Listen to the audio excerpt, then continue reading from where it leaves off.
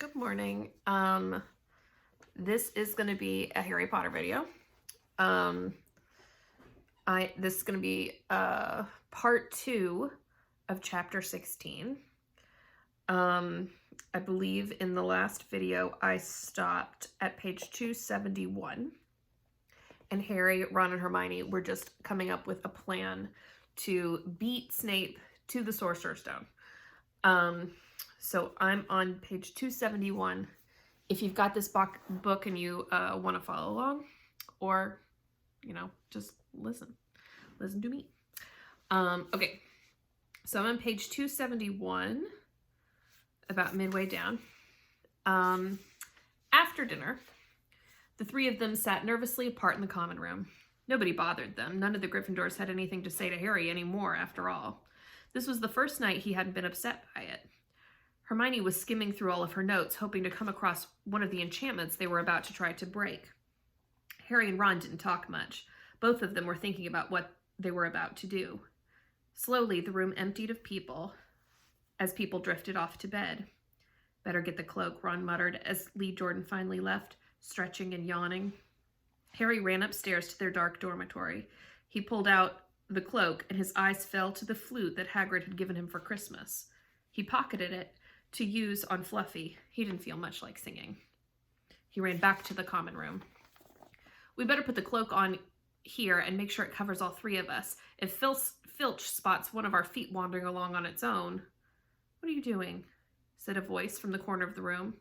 Neville appeared from behind an armchair, clutching Trevor, the toad, who looked as though he'd been making another bid for freedom. Excuse me. "Nothing, Neville, nothing," said Harry hurriedly, putting the cloak behind his back. Neville stared at their guilty faces. "You're going out again," he said. No, said Hermione. "No, we're not. Why don't you go to bed, Neville?" Harry looked at the grandfather clock by the door. They couldn't afford to waste time anymore, and Snape might even now be playing Fluffy to sleep. "You can't go out," said Neville. "You'll be caught again. Gryffindor will be in even more trouble." "You don't understand," said Harry. "This is important." But Neville was clearly steeling himself to do something desperate. "I won't let you do it," he said, hurrying to stand in front of the portrait hole. I'll fight you." "Neville," Ron exploded, "get away from that hole and don't be an idiot." "Don't you call me an idiot," said Neville. I don't think you should be breaking any more rules. You are the one who told me to stand up to people." "Yes, but not to us," said Ron in exasperation. "Neville, you don't know what you're doing." He took a step forward and Neville dropped Trevor the toad, who leapt out of sight. "Go on then. Try and hit me," said Neville, raising his fist. "I'm ready." Harry turned to Hermione. "Do something," he said desperately. Hermione stepped forward. "Neville, I'm really, really sorry about this." She raised her wand. "Petrificus totalis," she cried and pointed it at Neville. Neville's arms snapped to his sides. His legs sprang together. His whole body went rigid, and he swayed where he stood, and then fell flat on his face, stiff as a board. Hermione ran to turn him over. Neville's jaws were jammed together so he couldn't speak. Only his eyes were moving, looking at them in horror. "What have you done to him?" Harry whispered. "It's a full body bind," said Hermione miserably. "Oh, Neville, I'm so sorry." "We have to, Neville. There's no time to explain," said Harry. "You'll understand later, Neville," said Ron as they stepped over him and pulled on the invisibility cloak. But leaving Neville lying motionless on the floor didn't feel like a very good omen. In their nervous state, every statue's shadow looked like Filch. Every distant breath of wind sounded like Peeves swooping down on them. At the foot of the first set of stairs, they spotted Mrs. Norris skulking near the top. "Oh, let's just kick her, just this once," Ron whispered in Harry's ear, but Harry shook his head.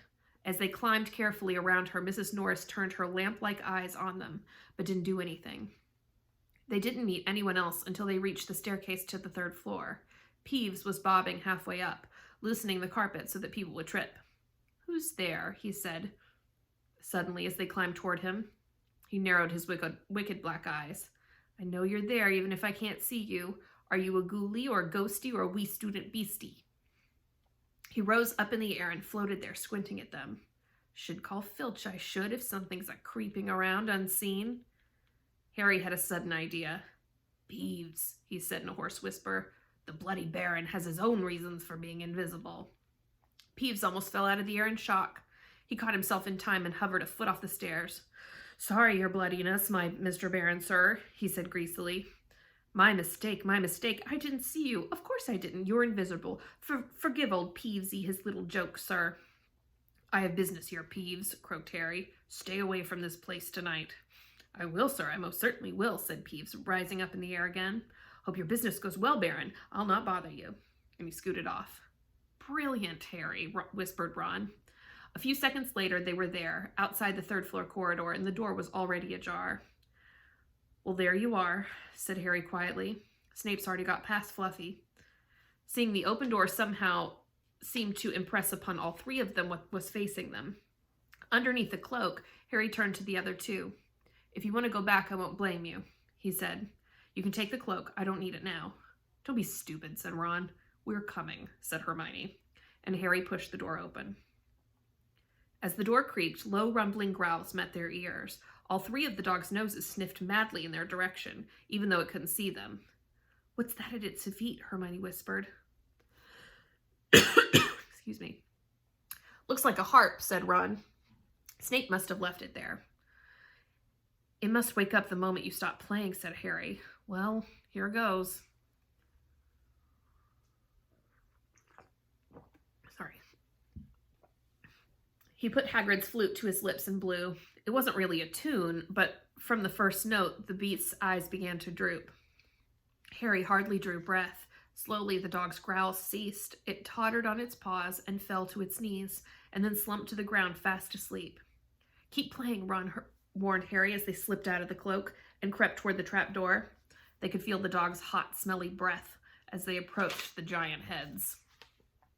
I think we'll be able to pull the door open, said Ron, peering over the dog's back. Want to go first, Hermione?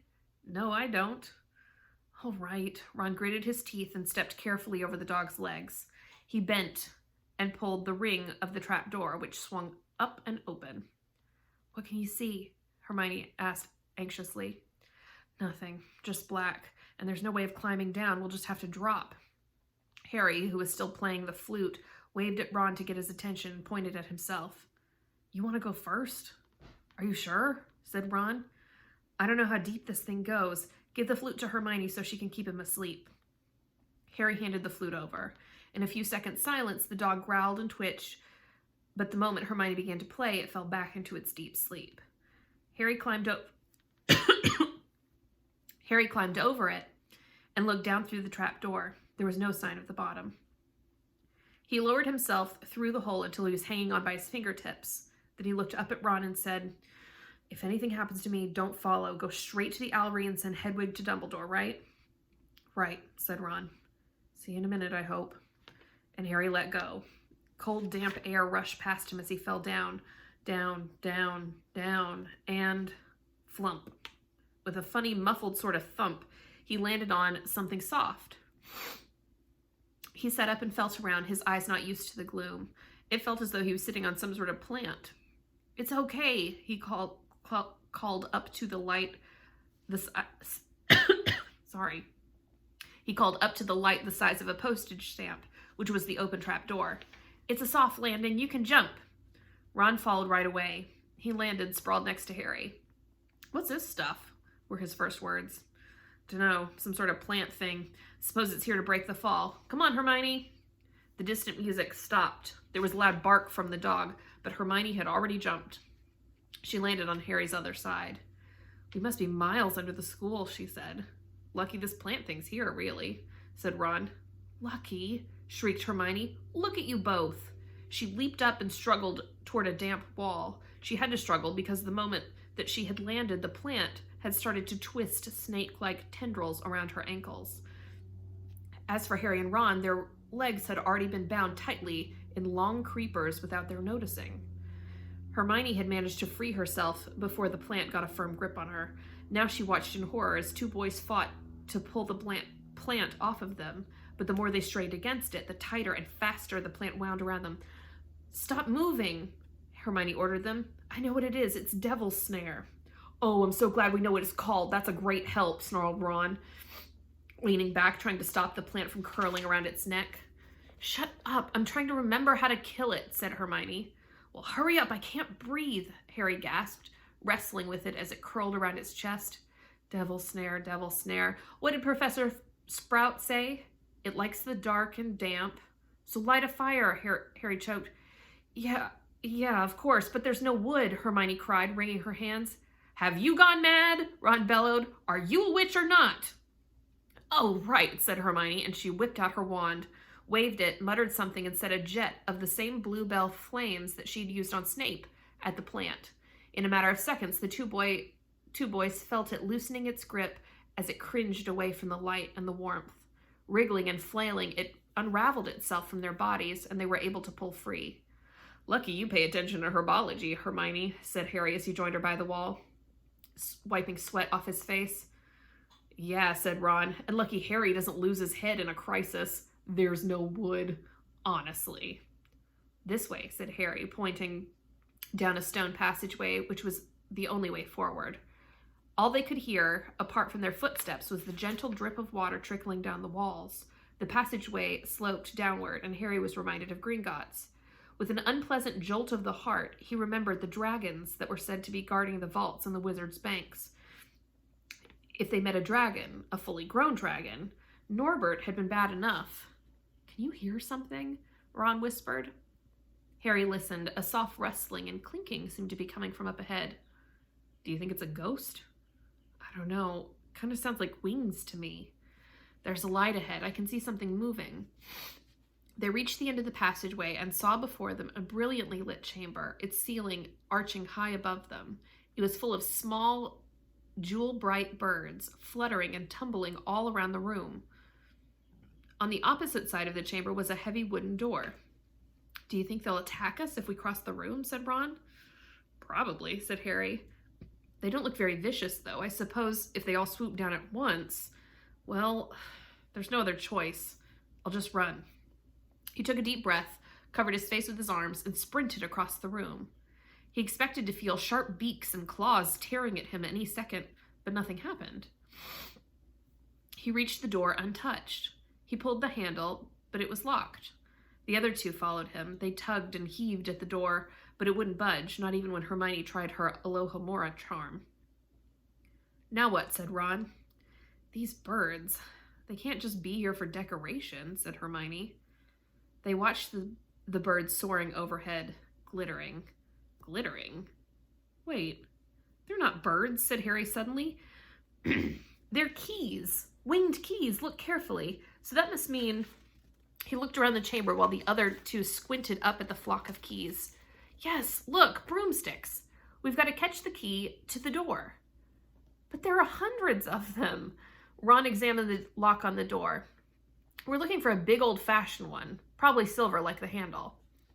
They each seized a broomstick and kicked off into the air, soaring into the midst of the cloud of keys. They grabbed and snatched, but the bewitched keys darted and dived so quickly it was almost impossible to catch one.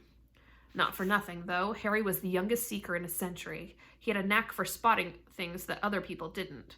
After a minute's weaving through the whirl of rainbow feathers, he noticed a large silver key that had a bent wing, as if it had already been caught and stuffed roughly into a keyhole. That one, he called to the others. That big one, there. No, with the bright blue wings. The feathers are all crumpled on one side. Ron went speeding in the direction Harry was pointing and crashed into the ceiling, nearly falling off his broom. We've got to close in on it, Harry called, not taking his eyes off the key with the damaged wing. Ron, you come at it from above. Hermione, stay below and stop it from going down, and I'll try and catch it. Right? Now! Ron dived and Hermione rocketed upward. The key dodged them both, and Harry streaked after it. It sped toward the wall. Harry leaned forward with a nasty crunching noise and pinned it against the stone with one hand. Ron and Hermione's cheers echoed around the high chamber. They landed quickly, and Harry ran to the door, key struggling in his hand. He rammed it into the lock and turned, and it worked. The moment the lock had clicked open, the key took flight again, looking very battered now that it had been caught twice. Ooh, I'm at 14 minutes. Ooh. Okay, I'm going to pause here when they're getting ready to go into the next chamber. So I'm on page 281. If you want to read along with me, if you've got this book at home. I know some of you have lots of Harry Potters. We're on page 281. We don't have that many pages left to go before we're finished. So I will do another video soon to finish up this chapter. It looks like we've got 6 or 7 pages left. Okay, so thanks for watching. I hope I get to see you guys soon. I miss you guys. So see you later.